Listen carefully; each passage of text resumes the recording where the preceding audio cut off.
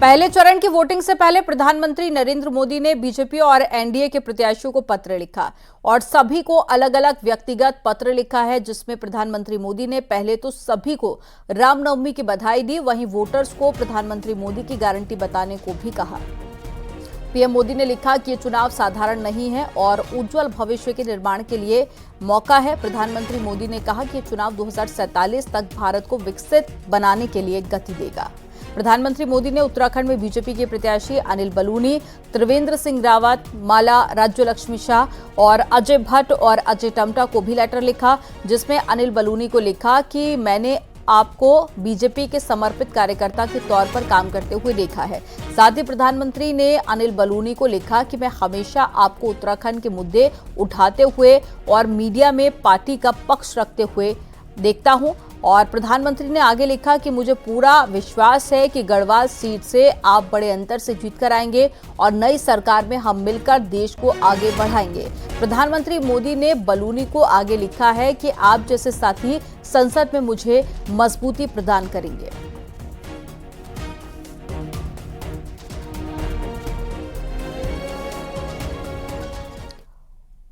चुनाव प्रचार खत्म होने के बाद में चुनावी संघर्ष सिमटकर बूथों पर आ गया है और बीजेपी ने अपने सभी पदाधिकारियों को अपने बूथों पर तैनात रहने को कहा है। तो मतदान के लिए 19 अप्रैल के लिए भी बीजेपी ने खास तैयारी की है। रिपोर्ट आपको दिखाते हैं।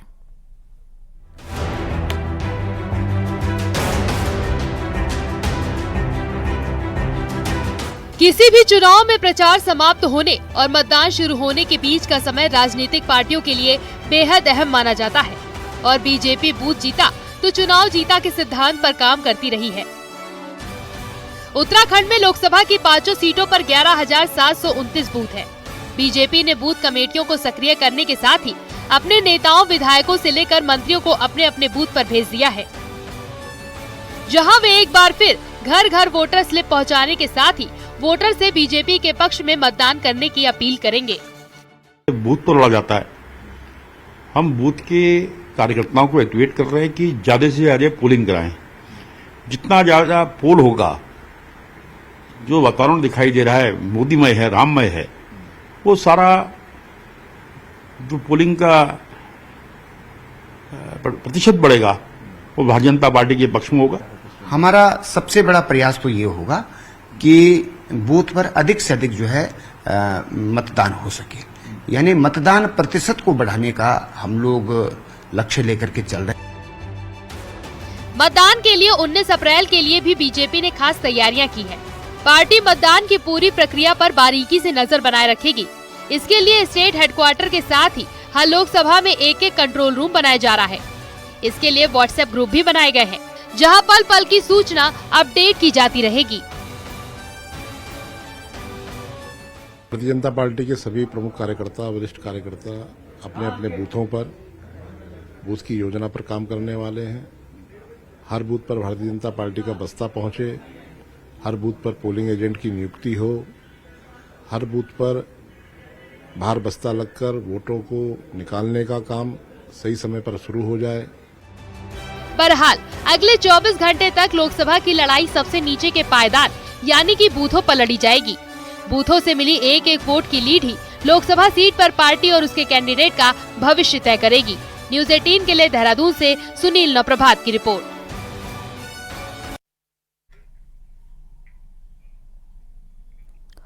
चुनाव प्रचार के लिए अंतिम दिन हल्द्वानी में जबरदस्त राजनीतिक गहमागहमी देखने को मिली है। बीजेपी और कांग्रेस दोनों ने ही अपनी ताकत दिखाने की कोशिश की है। बीजेपी ने सीएम पुष्कर सिंह धामी का रोड शो कराकर माहौल अपने पक्ष में करने की कोशिश की, तो वहीं सीएम का रोड शो जेल रोड चौराहे से तिकोनिया तक निकला, जहां जगह जगह बीजेपी कार्यकर्ताओं ने मुख्यमंत्री का स्वागत किया। खास बात यह है कि यूसीसी और 3 तलाक जैसे कानून को लेकर मुस्लिम समुदाय के लोगों ने भी सीएम का शुक्रिया किया। सीएम के रोड शो में बड़ी संख्या में बीजेपी कार्यकर्ता उमड़े और इस दौरान सीएम ने बीजेपी कार्यकर्ताओं ने वोटिंग के लिए तक आराम न करने की अपील भी मुख्यमंत्री द्वारा की गई। कार्यकर्ताओं से साथ ही जनता से अपने मत का इस्तेमाल करने का अनुरोध भी किया गया।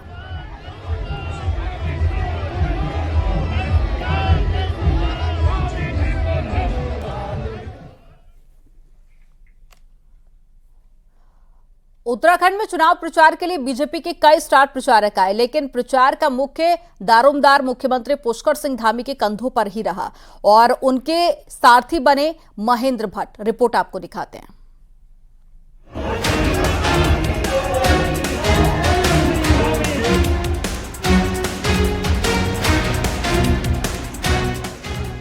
उत्तराखंड में भले ही लोकसभा की 5 सीटें हों, लेकिन बीजेपी ने इस चुनाव को विधानसभा की तर्ज पर सभी 70 सीटों पर लड़ा। 16 मार्च को आचार संहिता लगने के बाद मुख्यमंत्री पुष्कर सिंह धामी ने चुनाव प्रचार की कमान संभाल ली। मुख्यमंत्री ने प्रचार के फर्स्ट फेज में एक दिन में 2 विधानसभाओं के दौरे किए, तो बाद में इसे बढ़ाकर 3 विधानसभा कर दिया गया। इस एक महीने में मुख्यमंत्री ने ताबड़तोड़ 64 जनसभाएं और रोड शो किए, जिसने चुनावी माहौल को चरम पर पहुंचा दिया।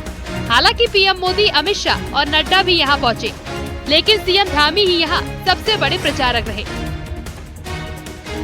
दूसरा प्रश्न आपने मुझे कहा कि कितनी जगह मैं जा चुका हूं। अब मेरे पास कोई जगह बची नहीं है जहां मैं गया नहीं हूं। प्रदेश अध्यक्ष और मुख्यमंत्री के एक साथ दौरों के बजाय प्रदेश अध्यक्ष को उन 23 सीटों पर लगाया गया, जहां 2022 के विधानसभा चुनाव में पार्टी को हार का सामना करना पड़ा था। पार्टी का मानना है कि मुख्यमंत्री की जिस तरह से लोकप्रियता, स्वीकार्यता बढ़ी है, उनके दौरे से पार्टी के पक्ष में जबरदस्त माहौल बना। इसी एक महीने में सीएम धामी ने यूपी में जाकर भी चुनाव प्रचार किया। यूपी की पीलीभीत, पूरनपुर और गरबिया विधानसभा क्षेत्रों में सीएम धामी ने प्रचार किया। तो राज्य में 19 अप्रैल की वोटिंग के बाद हरियाणा, हिमाचल और अन्य राज्यों में भी मुख्यमंत्री धामी की जनसभाएं होंगी। न्यूज़ 18 के लिए देहरादून से सुनील नवप्रभात की रिपोर्ट।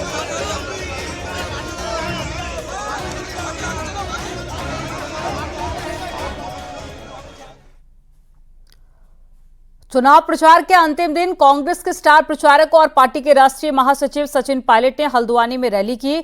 पायलट ने नैनीताल, उधम सिंह नगर से कांग्रेस प्रत्याशी प्रकाश जोशी के लिए वोट मांगे और जनता से उन्हें एक मौका देने की अपील की। सचिन पायलट ने प्रधानमंत्री मोदी पर तीखा हमला बोला और कहा कि उम्र होने के बावजूद वो तीसरा टर्म मांग रहे हैं, लेकिन सेना में जाने वाले युवाओं को अग्निवीर योजना लेकर महज 4 साल की नौकरी दे रहे हैं। उन्होंने दावा किया है कि देश में कांग्रेस वाले इंडिया गठबंधन की सरकार बनने जा रही है।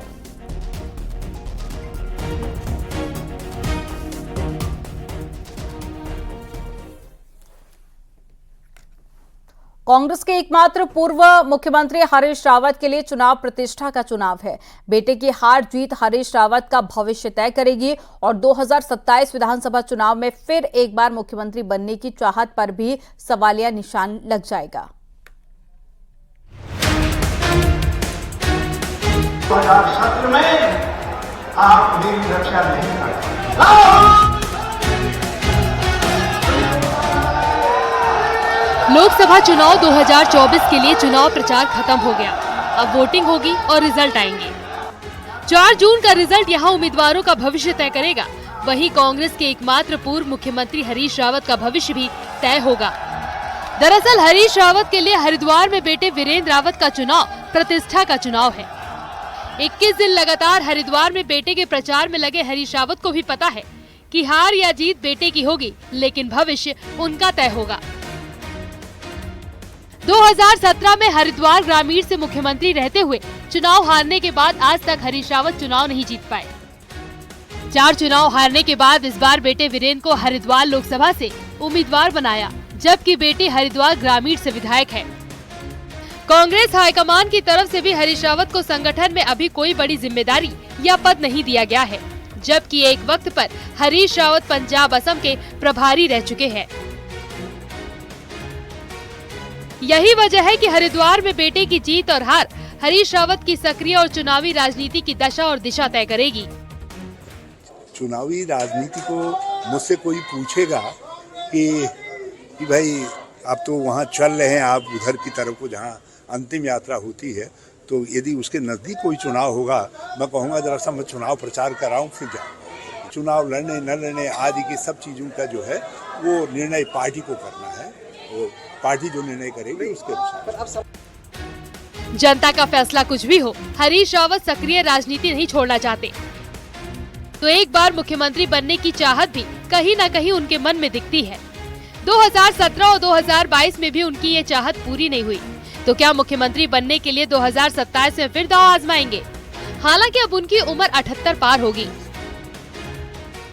कुछ लोग में मन में चाहते होती है, लेकिन जो वास्तविकता है, अब हमको अपनी नई पीढ़ी को नेतृत्व सौंपना है। मैं और इस बात को बहुत पहले से खुलासा कर चुका हूँ। मैं जो चतुर्भुज नेतृत्व की बात करता था, वो मैंने यूं ही नहीं कही, वो बहुत सोच विचार करके कही। हरीश रावत ना सक्रिय राजनीति छोड़ना चाहते हैं, ना फिर एक बार मुख्यमंत्री की कुर्सी का मोह। पर मुख्यमंत्री रहने के बाद 4 चुनाव हार चुके हरीश रावत जनता के लिए कितने मायने रखते हैं? और परिवार की सियासत को बेटा आगे बढ़ाएगा या हरीश रावत ही राजनीति आगे बढ़ाएंगे, ये इस बार का लोकसभा चुनाव तय करेगा। दीपांकर भट्ट, न्यूज़ 18, देहरादून।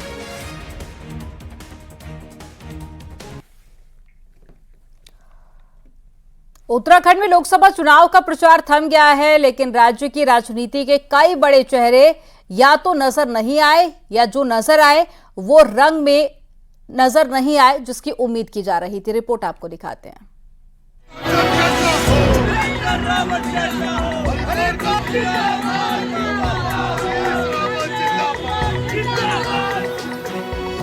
28 मार्च से शुरू हुआ चुनाव प्रचार 17 अप्रैल को थम गया, पर चुनाव के इस शोर में कई बड़े चेहरे या तो नजर नहीं आए, तो कई पार्टी बदलने और टिकट कटने वाले नेताओं का दमदार रोल नहीं दिखा। एक के बाद एक हम आपको दिखाते हैं वो नेता जिनकी सियासत की तूती बोलती थी, लेकिन इस बार चेहरा नहीं दिखा। हरक सिंह रावत। 2022 में बीजेपी छोड़कर कांग्रेस में आए हरक सिंह रावत को लोकसभा चुनाव के पहले तो टिकट नहीं मिला, तो प्रचार में हरक सिंह रावत की सूरत तक नहीं दिखी। शेरे गढ़वाल कहे जाने वाले हरक सिंह रावत ईडी के एक्शन के बाद चुनाव प्रचार से दूर दिखे। रमेश पोखरियाल निशंक। 10 साल सांसद, केंद्र में मंत्री, मुख्यमंत्री रह चुके रमेश पोखरियाल निशंक टिकट कटने के बाद हरिद्वार लोकसभा में भले प्रचार करते दिखे, लेकिन पूरे प्रदेश में पार्टी के लिए प्रचार करते नहीं दिखे। हरीश रावत। लोकसभा और राज्यसभा सांसद, पूर्व मुख्यमंत्री, केंद्रीय मंत्री और कभी कांग्रेस में प्रचार का काम देखने वाले हरीश रावत भी हरिद्वार तक ही सीमित रहे। बेटे के चुनाव में उलझे हरीश रावत ने बाकी 4 लोकसभा सीटों में चेहरा नहीं दिखाया। तीरथ सिंह रावत। पूर्व मुख्यमंत्री और पौड़ी से सांसद तीरथ सिंह रावत का रोल भी ज्यादातर पौड़ी लोकसभा तक ही सीमित रहा। तीरथ सिंह रावत को भी बीजेपी ने बाकी लोकसभा क्षेत्रों में कम इस्तेमाल किया। किशोर उपाध्याय। टिहरी से विधायक किशोर उपाध्याय 2022 में बीजेपी में आने के बाद अब तक एक्टिव नहीं दिखे। कांग्रेस में किशोर उपाध्याय की गिनती बड़े नेताओं में होती थी। 2017 का विधानसभा चुनाव प्रदेश अध्यक्ष रहते हुए किशोर उपाध्याय की अगुवाई में हुआ, लेकिन लोकसभा चुनाव में कोई रोल नहीं दिखा। भगत सिंह कोश्यारी। पूर्व मुख्यमंत्री और गवर्नर भगत सिंह कोश्यारी ने फिर एक बार बीजेपी की सदस्यता भले ही ले ली हो, लेकिन कम ही एक्टिव दिखे। हालांकि अल्मोड़ा सीट में कुछ चुनावी बैठकों में भगत सिंह कोश्यारी जरूर दिखे। राजनीति में नेता का कद ही पद तय करता है, और जरूरत ना हो तो पार्टी कोई भी हो, नेता को दूर करने में देर नहीं करती, और हर चुनाव नेताओं को जरूर बता देता है कि वो पार्टी के लिए जरूरी है या मजबूरी। दीपांकर भट्ट, न्यूज़ 18, देहरादून।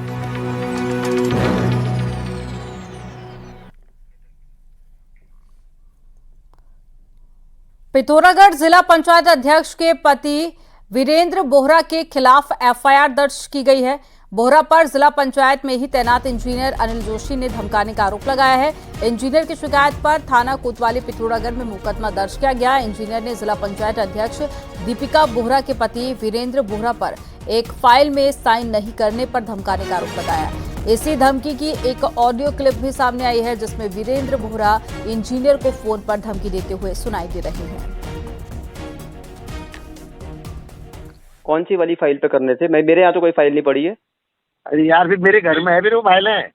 मेरे कमरे में कोई फाइल नहीं है। एक बार बताओ, तुम लोगों को करके वही है ना, तुम्हारे सब तक वहाँ मेहनत करो, किसी की मेरे कमरे पे कोई फाइल नहीं है।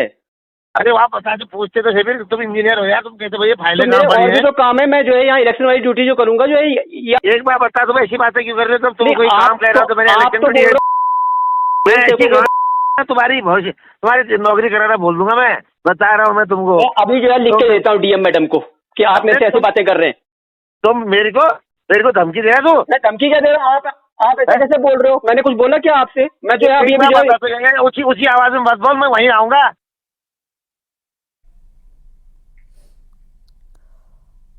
यहाँ पर वक्त हो गया एक छोटे से ब्रेक का। आप देखते रहिए न्यूज़ 18।